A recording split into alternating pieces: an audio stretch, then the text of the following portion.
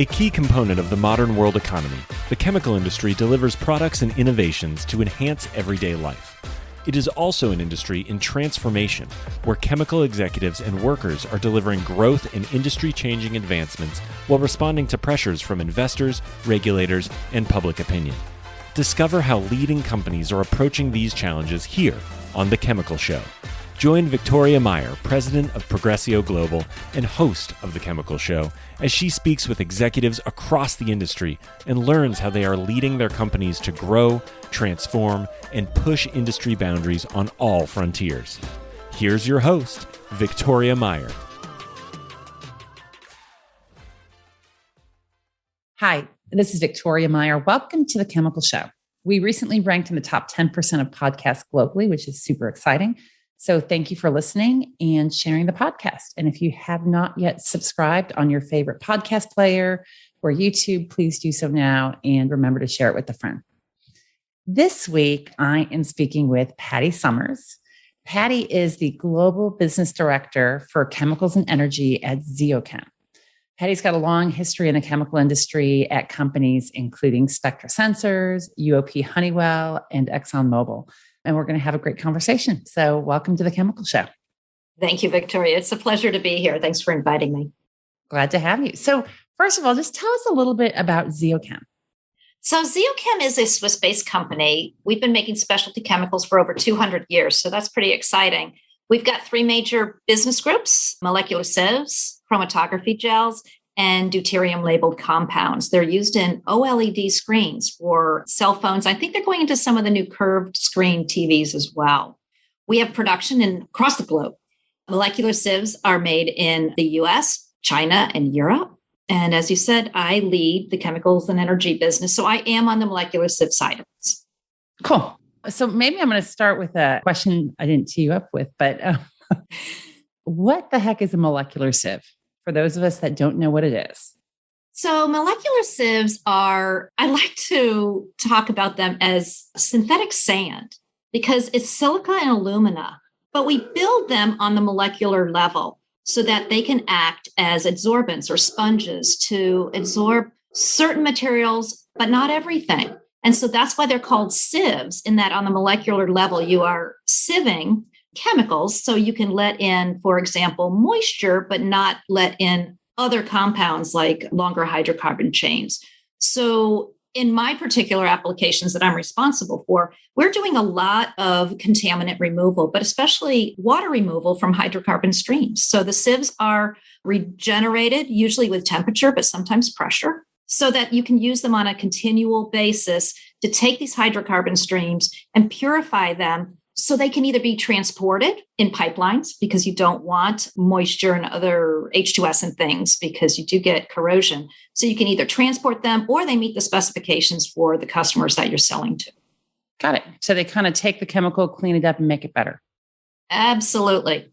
That's my simple chemistry. Anyway, so Patty, I know you're running a really global business. You've got responsibility around the world.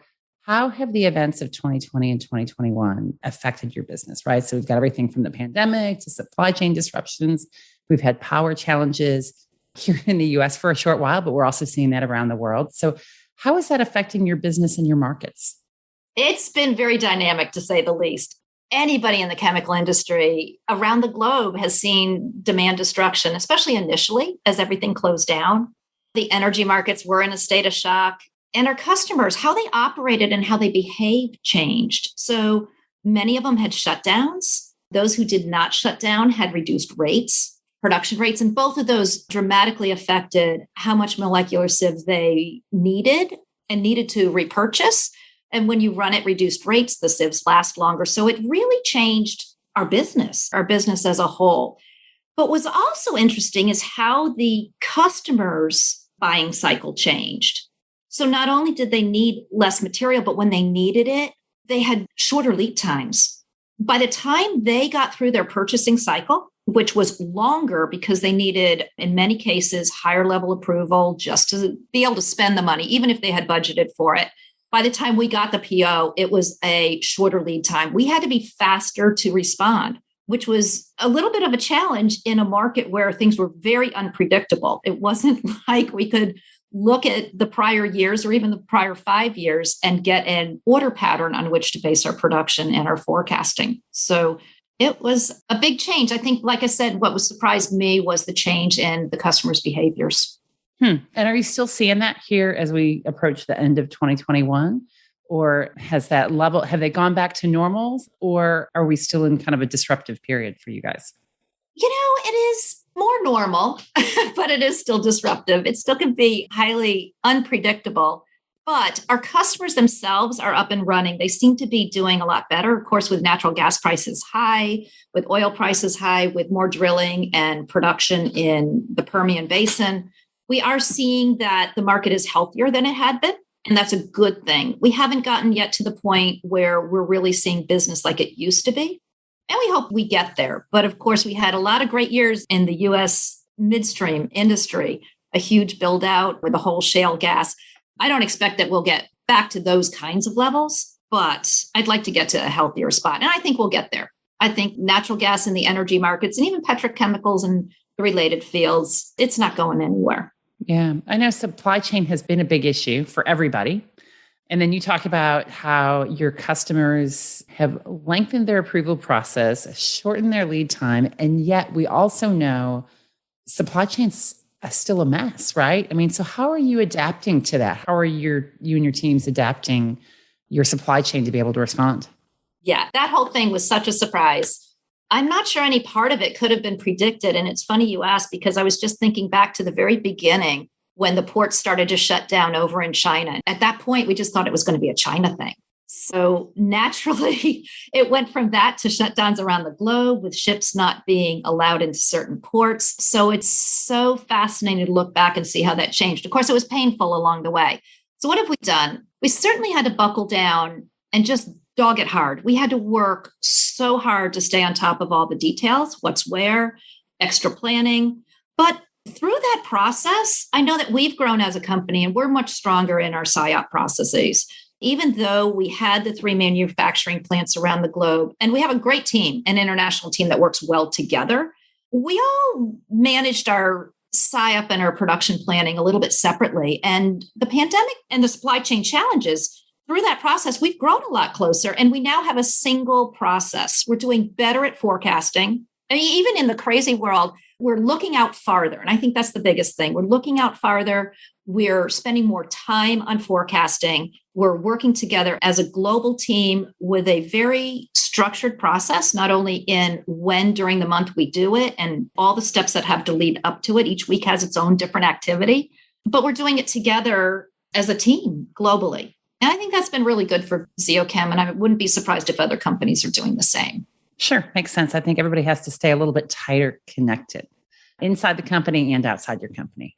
Right. And I do have to add, if I can interrupt, but not only are we more flexible, but we're thinking more locally again.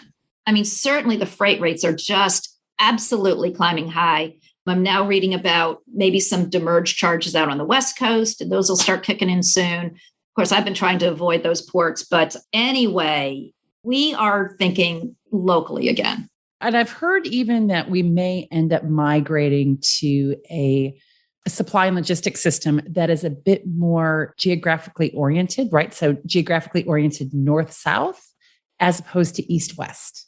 And that this is kind of across products and industries that rather than having to fully cross the ocean, so bringing product from China into the US, maybe we're getting it from South America, and so that it stays a bit more regionally oriented. I think we'll see. I think it varies maybe, but I think there's a lot of truth to that. I do. Yeah. So I know there's a lot of discussion these days on the energy transition. Mm-hmm. What role does that play in your business? It's funny you talk about that. In fact, I was just re-listening to John Stekla's discussion about the ethylene industry and all the changes he's seen, and we've all seen, especially in the US market over the past 10 years or so with ethylene. And we are heading into a time of big change for the energy business overall. We do a lot in natural gas because it does need to be dehydrated, as I said, and purified to go into the pipelines, but also to have the moisture removed for LNG. And I see natural gas and LNG as a transition fuel as people move away from coal around the globe. And before we have a lot of the new developing technologies really taking over the bulk of the energy supply, I see natural gas and LNG filling that gap. So for us in the relatively short term, even 5 to 10 years, I think natural gas is going to be a big player as the globe makes some of those changes. So we'll see the world through that transition. Molecular sieves will play a big part of that. But also, there's a lot of talk about hydrogen, and molecular sieves are used in those hydrogen applications as well. Again, purifying the hydrogen so it can be used in many applications. We'll be right back.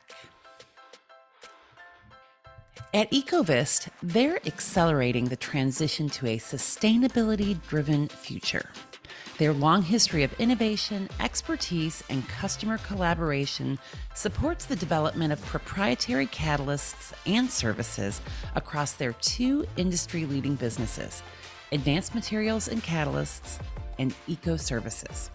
Advanced Materials and Catalysts is a leader in proprietary and customized technologies for polymers, cleaner fuels, emissions control, and circularity. Eco Services is the largest North American recycler of spent sulfuric acid. Ecovist, your catalyst for positive change.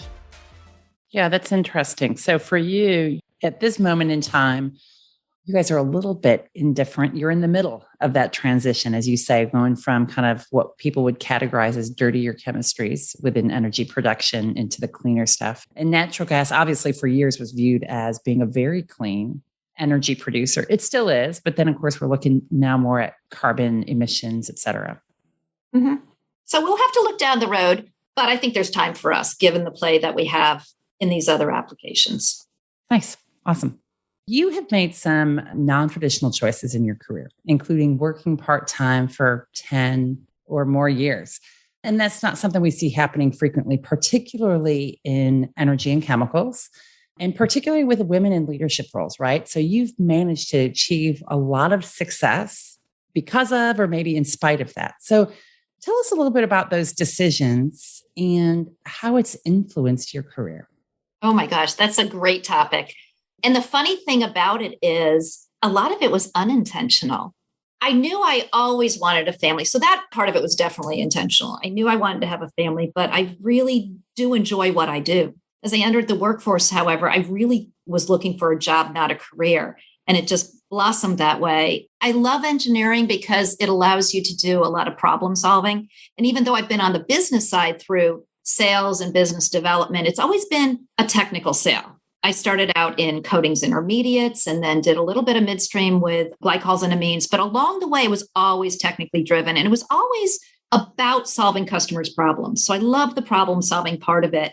And so I did often have my own views of what I wanted from management and kind of the strategic inputs. I could see it. I had this vision. And that's what pulled me into the management roles, that I felt I had something to offer there.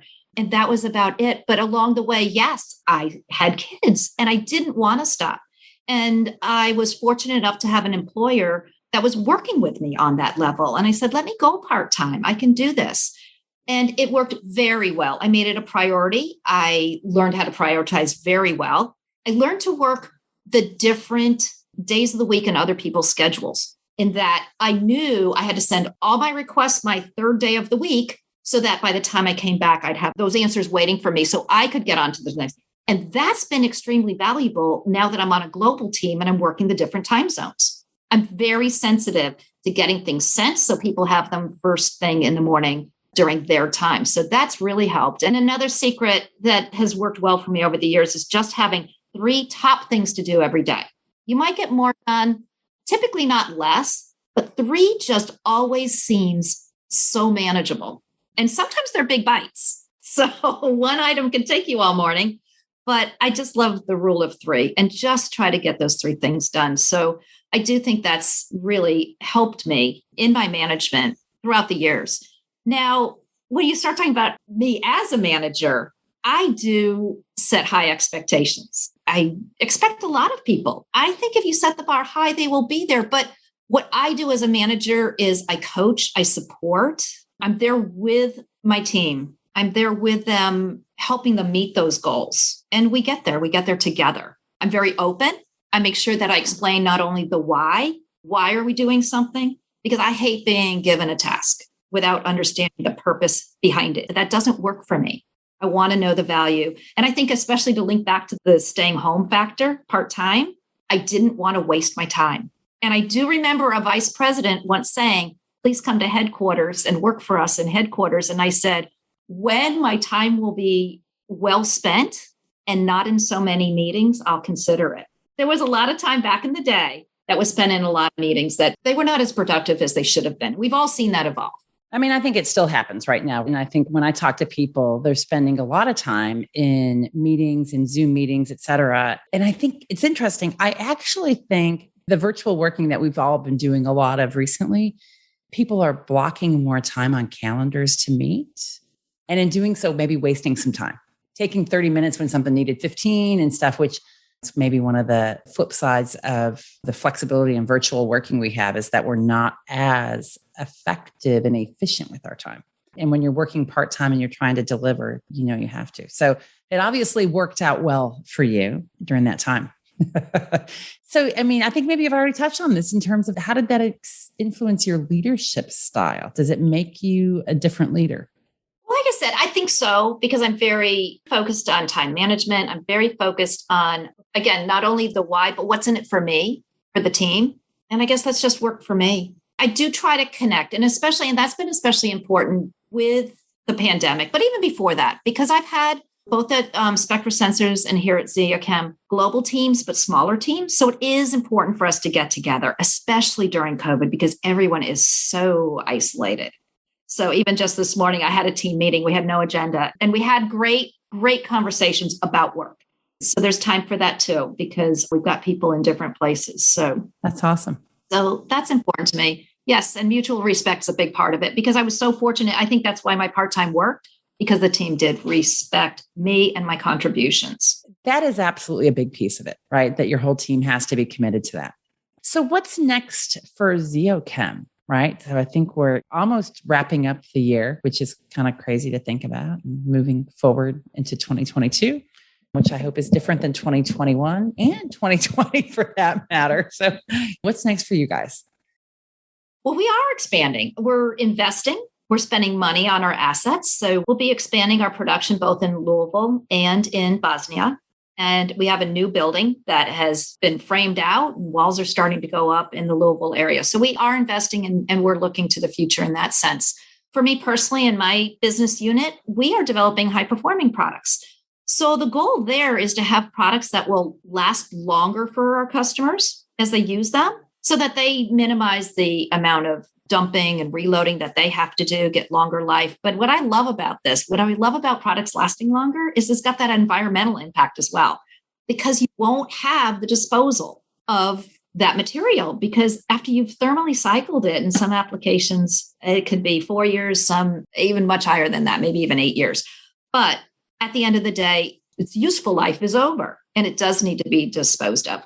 And so I love the fact that with products that will last longer for our customers, they get the benefit of fewer turnarounds to do the reloading and dumping, but it's less disposal, less waste. And it definitely helps, I guess, your sustainability and ESG profile and your customers' profile as well. Yes, absolutely. Patty, thanks for joining us today on The Chemical Show. We've really enjoyed hearing about you and your career and your experience in Zeochem as well. It's a pleasure talking with you, and I'm so happy to be one of your guests. Thank you. Thank you. Well, and thanks to everyone for listening to The Chemical Show. Keep listening, keep sharing, and keep following. And we'll talk to you soon. We've come to the end of today's podcast. We hope you enjoyed your time with us and want to learn more. Simply visit thechemicalshow.com for additional information and helpful resources. Join us again next time here on The Chemical Show with Victoria Meyer.